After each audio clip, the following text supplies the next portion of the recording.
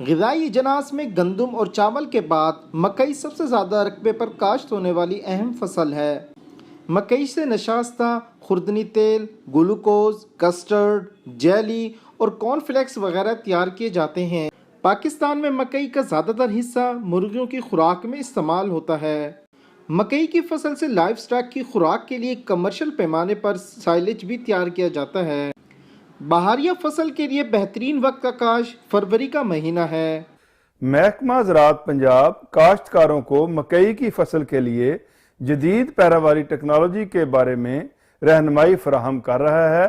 کاشتکاروں کو زمین کی تیاری، بیج کے انتخاب، بوائی کے طریقوں، آب پاشی، کھادوں کے متناسب اور متوازن استعمال، جڑی بوٹیوں، کیڑے مکوڑوں اور بیماریوں کے تدارک و دیگر نگہداشتی امور بارے آگاہی فراہم کی جا رہی ہے تاکہ دستیاب وسائل کے بہتر استعمال سے فی ایکڑ پیداوار میں اضافہ یقینی بنایا جا سکے۔ ہائیبریڈ اقسام کے لیے شرح بیج 8 تا 10 کلو گرام فی ایکڑ اور پودوں کی تعداد 35,000 فی ایکڑ ہونی چاہیے۔ محکمہ زراعت پنجاب کی سفارشات پر عمل کر کے کاشتکار نہ صرف فی ایکڑ پیداوار میں اضافہ یقینی بنا سکتے ہیں بلکہ اعلیٰ کوالٹی کی پیداوار کے حصول کے نتیجے میں اپنی آمدن میں بھی اضافہ کر سکتے ہیں۔ کیمرہ مین ٹیم کے ساتھ زبیر شیخ، 7 نیوز، بہاولپور۔